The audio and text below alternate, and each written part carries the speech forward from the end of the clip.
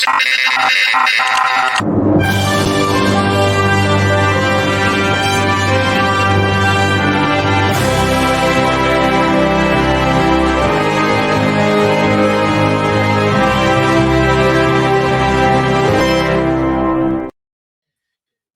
and welcome to another episode of Movies That Make Us. I'm Jake. I'm Tracy. I'm Val. And we have with us today from Multiplane Podcast, Ty. Welcome to the show, Ty. Thank you. And this episode's actually going to show both on Multiplane and on Movies That Make Us. And this is a special episode. It's not going to be normally numbered episode. It's going to be a little bit shorter, but we are reviewing Avatar: The Way of Water. And this is a spoiler-free. Spoiler-free. Yeah, we'll jump in with all the spoilers in a couple of weeks. We'll give you a chance to see it once, or like James Cameron said, more than once. We'll take a deep dive. Oh, goodness. Are you starting already? Like we're not even like 2 minutes in. How long it was going to take to dive into this. I just need to know, how long have you been sitting on that one? Just when she started talking, that when I went like this, that's when I hit. That's pretty good. That was not bad, right? Yeah. I plan ahead. Come on. Yep. We are also We're not planners. Great. Sorry to give away the secrets. We just show up and talk at each other. But we're that good, you would never know. Never know. Never know. We are at Galaxy of Games, though, here in West Jordan. Thank you for having us. We're so glad to be here. And this is a great space. You guys have to come down and check it out. Buy games. Christmas is around the corner. Video games and board games and anything you want. Card games. A lot of retro video games. Like I'm seeing a stack of Wii games there behind you. They have a GameCube. Wii considered retro. Wii is retro. Okay.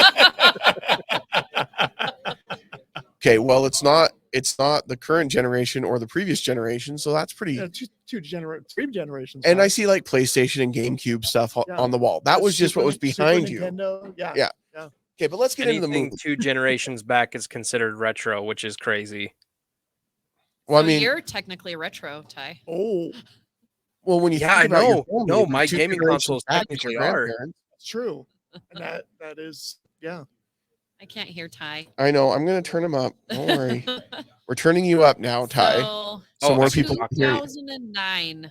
2009 was the first Avatar movie. Yeah. And we all remember, I think, like when the movie came out, we knew it was going to be this mammoth of a movie because that's how James Cameron rolls. Right. And all we can remember is like 3D and blue people. Yeah. Which I think is fine. Like I remember Sam Worthington was like new to the movie space, and I really liked him. It was one of Zoe Saldana's. Yeah, Zoe was fairly new. Yeah. Really, Sigourney Weaver was like. She wasn't new. She wasn't new, but She's she been was around. like Reintroduction. She was the meat of the movie, if you will. Yes. And we had Kate Winslet in the original as well. There was a couple of I didn't know she was in the original. there was a couple of people Avatar. in the original that I was like, wait a second, they were in this movie, but it's because they were all blue. I know she was in this one, but she's I didn't in know this she was one. in the previous Michelle, she's in this one. It was Michelle Rodriguez. okay. Yes. That was in the original, and Michelle Yeoh was in the original as well. Okay. So there was a bunch of people that we love and who have just gotten like bigger stardom now, but you know, James Cameron knows how to pick them. He's made a bunch of big mega movies. And I think a lot of people, I'm just going to say it out loud, is a lot of people love to hate Avatar. Yeah, it's true. I think as the years have gone by, I remember when it came out, it was a huge deal. Everybody had to go see it. You had to go see it in 3D. It ended up being the top grossing movie of all time at the time that it came out. And for a long time, it held that record. Marvel, I think, was able to unseat it. And that was with inflation accounted for. Yeah. Right. So it did really well in the box office, but that was because it was an experience to go see. I think over time, as people watched it at home, a lot of that luster didn't watch it at home. Yeah, a lot of that luster went off. Well, when something becomes popular and makes a lot of money, there's kind of this. Now we want to tear it down now that it's had success. But I also think that James Cameron knows that he intentionally made a theater movie. Oh, 100%. Yes. So he's giving you an experience. That's what he's done in almost every movie that he's made up to this point. He pushes the boundaries. I was talking to someone yesterday about this, And she's just like, he just seems like he's super arrogant. And I said, well, if you think somebody is super arrogant because he pushes the boundaries of the career that he is in so it can only get better and make it better for future filmmakers, then yeah, I think he's pretty arrogant. I said, I have respect for people that make a movie with the things that they're given, and it turns out well, but I also have respect for people like him and George Lucas, who push the boundaries, create technology specifically for the movie. And we have another one this year, Maverick, Top Gun Maverick, where we had technology that was made specifically for that movie. And I feel like all the jet planes were made just for that movie. Thank you, government.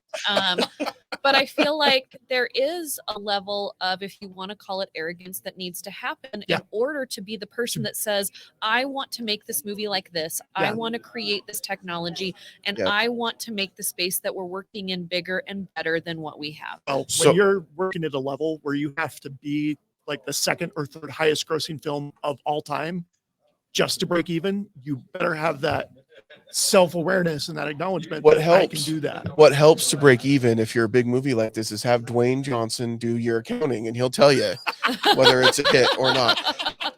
So he'll just tell you. So speaking of pushing the boundaries with technology, if you remember when Avatar came out, movies did not come out in 3D anymore. Like that wasn't a thing. There was a huge delay in time when my dad went to see movies in 3D, and then back in the 80s. Yeah, and you had the red and blue 3D glasses. That was my childhood. Yeah. Then we had like the paper glasses, and then last year when I was born, like we only had a few movies that were in 3D. Well, I was gonna say the last 3D movie that I had seen before Avatar, I'm pretty sure was Spy Kids 3.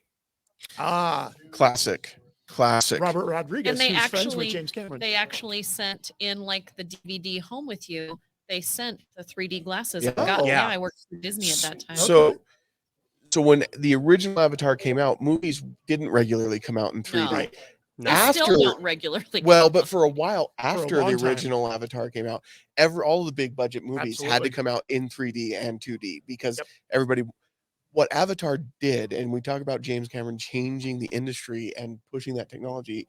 Avatar made it so everybody wanted everything in 3D after that. Well, he filmed it specifically and that's it was supposed to be the camera. That's the difference. The movies that came out after that were just in 3D.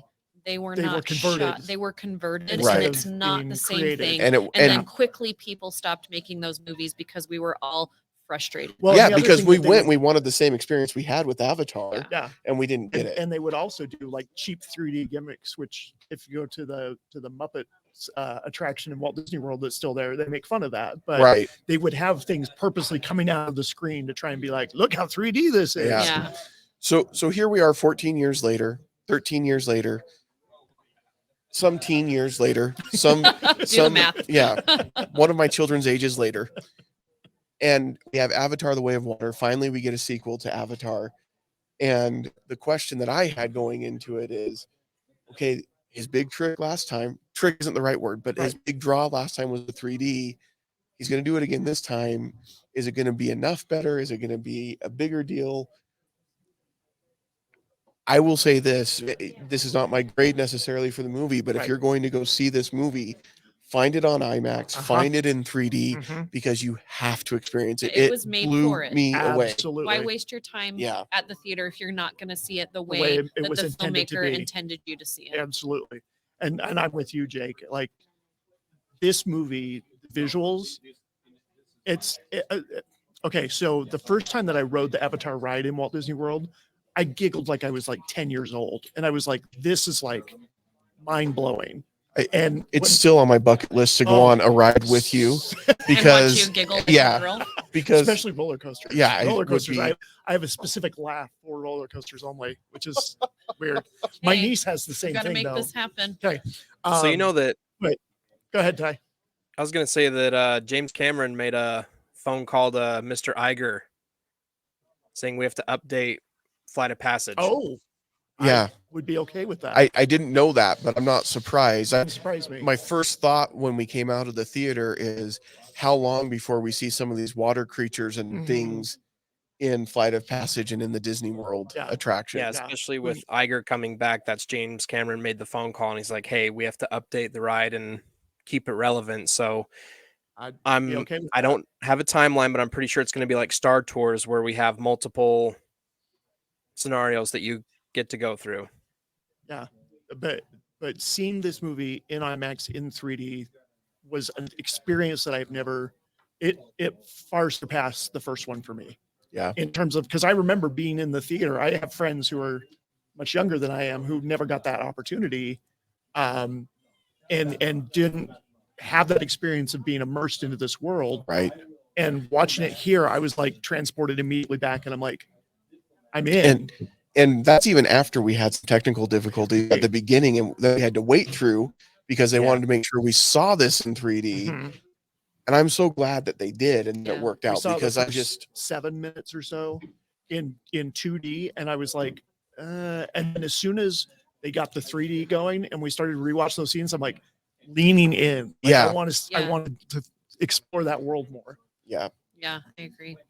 I definitely think the difference between this one and the first one is they really jumped into having those real-time stunts along with the 3D generated images at the same time. Like that, there was so much more of that, and it looked absolutely amazing. The action scenes in this movie were fantastic. The whole final hours, one big action scene. Yeah, I mean, the whole last hour of the movie is probably one of my favorite hours of filmmaking that I've seen all year. And I've seen a lot of movies this year. That's the action that I needed for Wakanda. And I won't get into that this time. If you listened, I wasn't on the Wakanda episode, but I thought it was missing a little bit of what I saw here in that final fight scene. And I can compare them because they both took place underwater and above water on machines with other species, animals, mammals, whatever you want to do. So I knew when I saw both of these at the beginning of the year, there was going to be some comparison by myself. They both had some great things, and they both had some things that I could take away from them. But I definitely think the action was a little bit better in that final fight scene in Avatar for me. I also think that they did a great job making us care about the make-believe part. Like in Star Wars does a great job. We care so much about robots and droids. Right. And you cared so much about the different species of creatures in this movie. I like that there were subtle differences. Like it's a different shade of blue. Yes. And you have more of the Maori tattooing and different cultures. The fins and they kind of explain, and there's reasons for those differences, so it makes sense. And I like that a lot. And I agree. Like these aren't real. It's a whole make-believe. It's all make-believe. It's all make-believe. But you do care about the creatures and the characters, and even the non-humanoid species you care about in this too, because they give them stuff that you care about as well, story that you care about. Absolutely. So one of the things that I think, as we've talked about over time, that people have kind of said about the original Avatar, you hear it over and over again. It's basically Fern Gully in space or whatever. And it's not Dances with Wolves. Dances with Wolves is another one that they say. I think that people are unwarranted in their cruelty toward Avatar sometimes. But this movie, I felt like the story was better than the first one. Yeah. I had some issues with the story. I felt like we didn't need 4 kids.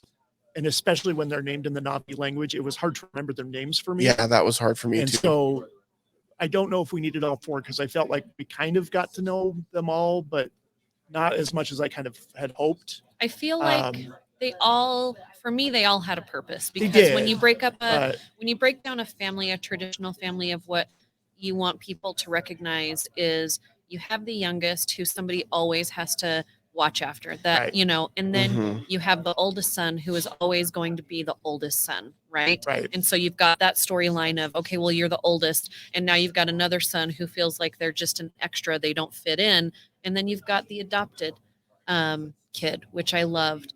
I loved the dynamics of how they all interacted with each other. Kids, though. I mean, you do. Yeah. Spider. Because Spider.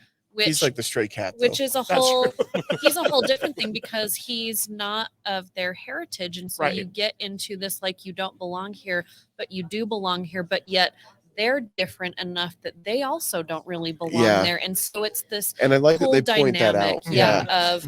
of how everybody, we really all just need to accept everyone because we're all a family, and there were so many different points in the movie where they bring up, okay, now that you're here and you've done this, like we're now bonded. And I liked all of that. I did think it was kind of funny though that the only New Zealander in the movie didn't have a New Zealand accent. Jermaine Clement. I love Jermaine. He's great. I mean, he did for a couple of moments. He slipped out. That came through. Yes. Well, so as I'm thinking about the 4 kids, I feel like the best comparison that I can think of in my mind is the Pensieve kids from the Chronicles of Narnia. So you've got Peter and Edmund. And that's a way good comparison. And I feel like they kind of all play those similar roles. That's true. Yeah. In this movie, and so I do think that one of them, they could have done things differently, and I don't want to spoil anything. No spoilers.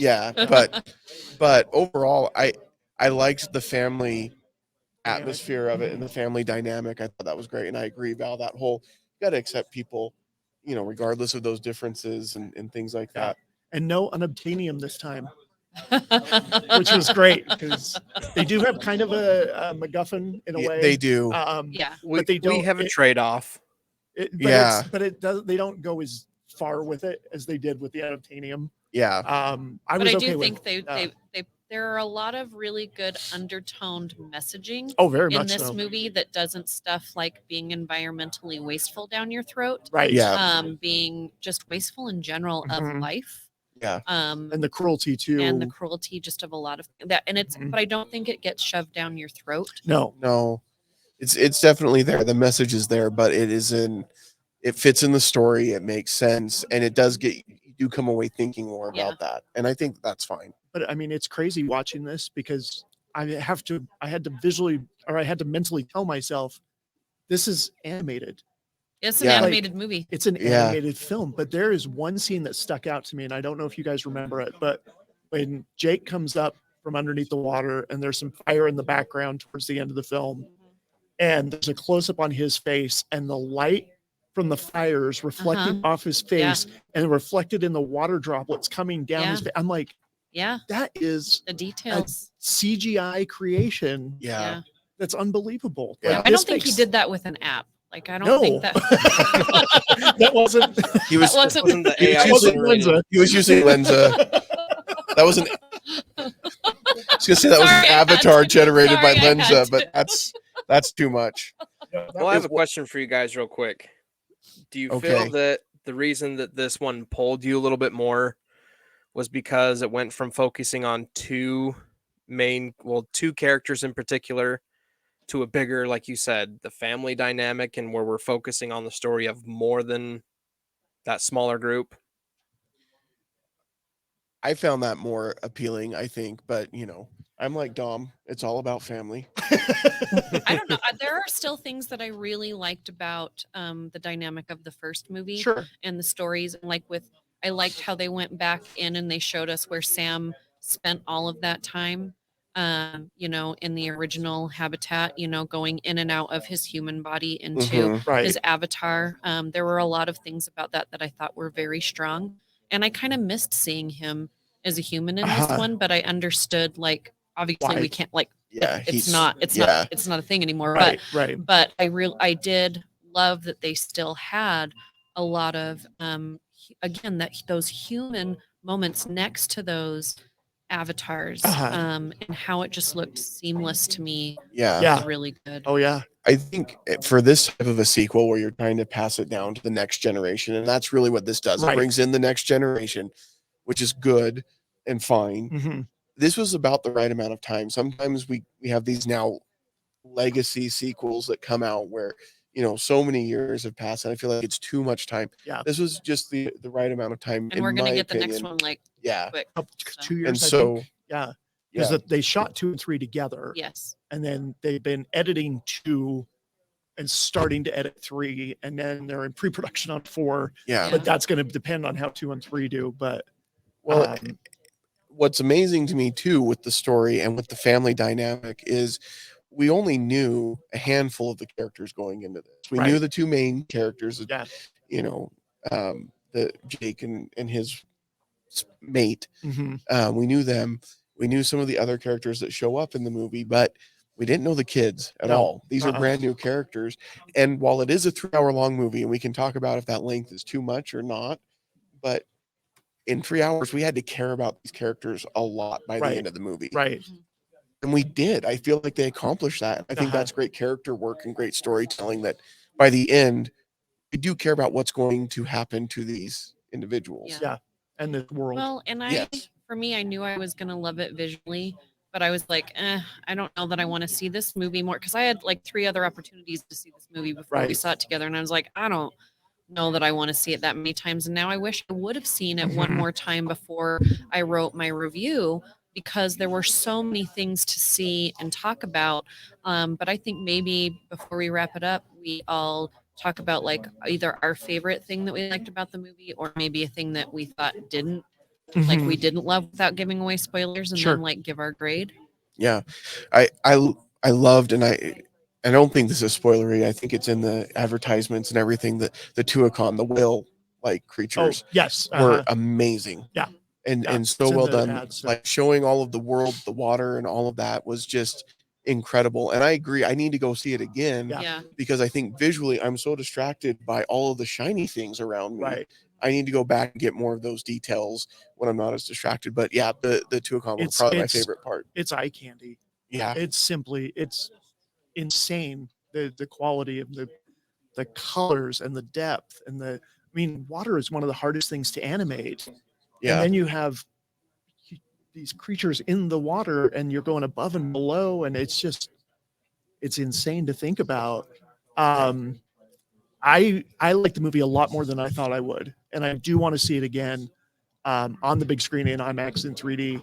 I do worry, even though that this is, I think, a better film than the first one, I do think it's going to lose a lot of the luster if you watch it on your TV. And definitely do not watch this on your phone, especially for the first time. I mean, I feel like when it comes out and James it's streaming, Cameron dies don't a watch little it bit, on like actually your phone. if you watch it on your phone. Like I know that there are so many reasons to not go to the movie, and there's a lot of people that don't like going to the movies and they want to wait until it's out streaming. This one, I'm telling you, you need to go see it. You need to see it in 3D to get the full experience. Do you think that Disney Plus would give us the option of having this in 3D if we could pick up some glasses and watch it at home? I mean, I think James Cameron is probably already having in those discussions, because they've done it before. Disney Channel used to have some showings that were in 3D, and you could, like, I don't remember how you got the glasses, but you could get the glasses. I think it would be smart. It's definitely going to be on Disney Plus. James Cameron is working on technology where it'll be 3D TV without having glasses. That's the next thing that he really wants to achieve. So nice. And people that wear glasses are rejoicing at that idea. I know. I was the whole time. I was like, you have like indentations in your head. How you create that technology is so far beyond my comprehension. But then how do you get it into everybody's houses too? Like that's like just the elite people would have that away. Like I applaud that he's pushing those boundaries again. But it's going to be a while before it's a norm in everyone's house. For me, and I don't think this gives it away either, because I think that he's listed in like the IMDb's, and I think he's where you're going. in. But I think he's in at least one of the trailers. The fact that they show him walking at one point in the trailer. I don't love it when our favorite action movies throw away their good villain in the first movie, and the fact that we get him for two movies. I think he's 2 and maybe 3. 3. Yeah, but I don't know if that's a spoiler or not. No, I think that one's fair game. But I really like because I love him as the character that he is. He's not an in-your-face villain. He's a villain that you probably have seen or met in real life before. And he's the scary type of villain because he's the righteous villain. He thinks what he's doing is right. Right. But it's not like too over the top. Like I know that there are people that know people like him in real life. And I like, that's one of my favorite things about the movie is that they didn't throw away. And when I heard that they were bringing him back, I was like, how are they going to do that? But I felt like the movie did a good job. They did. It was totally, for me, there's something else in the movie. I bought it. There's something else in the movie that I won't do spoiler for, but yeah, there's something else where they did not explain it. I'm like, they didn't, and I think they're sitting on it. They're sitting on it. Yeah, because I think I know what you're thinking. There were a few things I'm like, wait a second. Yeah, popping out of Ready Player 2. If you've read Ready Player 2, that's the first thing I thought about when, this particular scene and character came in. I'm like, yeah. All right, we just ripped this bit off of. Yeah. So let's go ahead and give this a letter grade. Val, we'll start with you. A- for me. I actually think it was probably the best action movie I've seen all year. I'm not going to throw, Top Gun Maverick under it, but I think it's two different kinds of action movies. It's very, very different. This to me is like I was talking about, after you have a little bit of the Meg in there, you've got some superhero stuff in there. You also have a little bit of kind of like those episodic, fight war movies in there. You've got everything, because I love action movies, and you've got a little bit of everything. And there are some points where we're sitting next to each other and like some stuff happened. I was like, whoa! And then like 3 minutes later, I was like, whoa. So an action movie is good when you are verbal about what you are seeing, and I was verbal a few times. Yeah, and it wasn't just you. The whole crowd got into it. One scene where the entire theater went, whoa! Yeah, so and that was pretty awesome. We all laughed. And we were happy. Think it would. Yeah. I didn't think it was going to be in an A category at all, but it's an A-. All right. What about you, Ty? You know what? I'll just say this. Visually, it was one of the most stunning things I've ever seen, especially the water scenes. And I'm going to have a bag and a half full of like deep dive stuff, especially with the ethnic background that these characters have. I can give you probably 2 hours worth of backstory to match. We're going to make it 1 hour on Multiplane Podcast in a week. And I had a few problems with this movie, and we're going to address them. Yeah. I'm not saying I hate it. It's not a perfect movie. No. I enjoyed it. But for me, I'm going to be probably on the lower end of the spectrum here. This movie, probably a B- for me. Okay. That is a full letter grade below what Val said. So you guys can fight that out on Multiplane and get that. That's usually how we are. That's usually this nowadays. Yeah.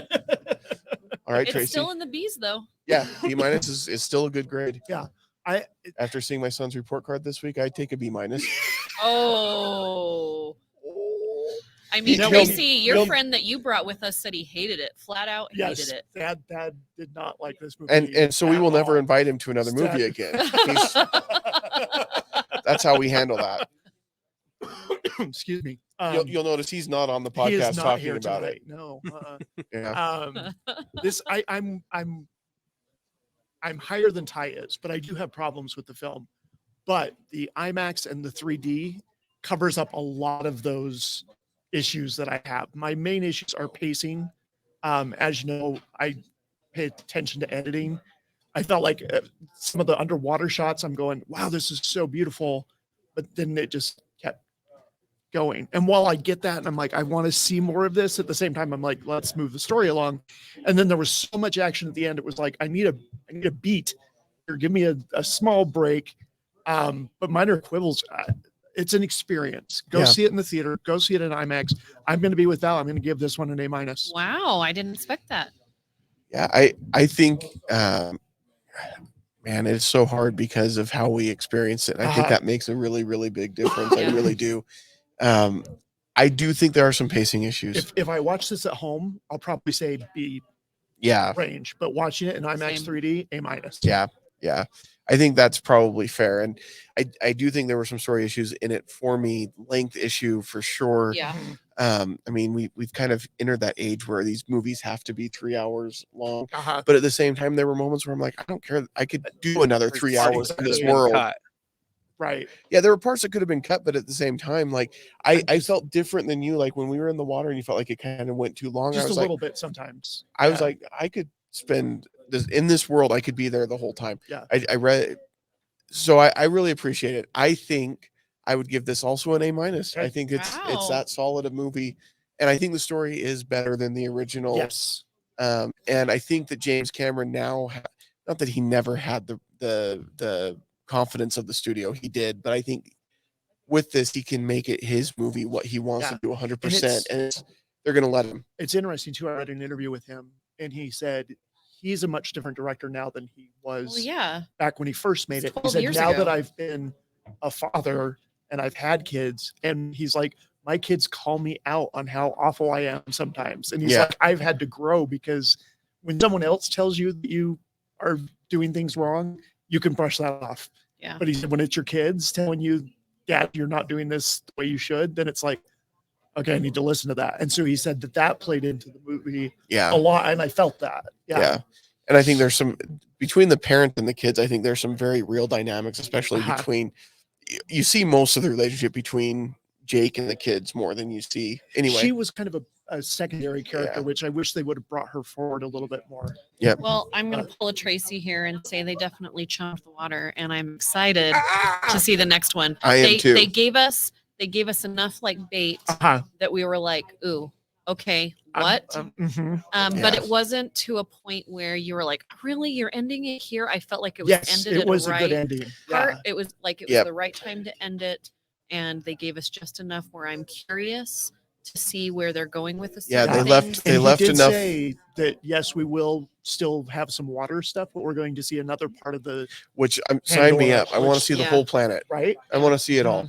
So can we just turn Florida into Pandora? I don't think anybody else would care. Just take all of Animal Kingdom outside of. No, like, I'm talking about Florida. Just Florida. Just the whole.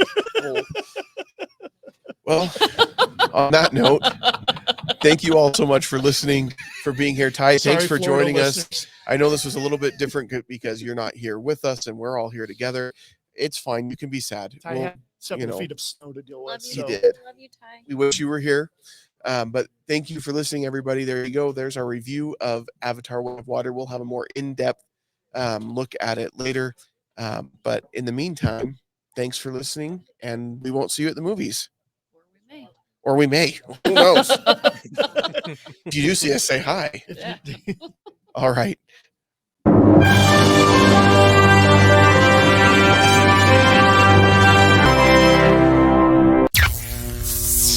This has been an Age of Geek media production.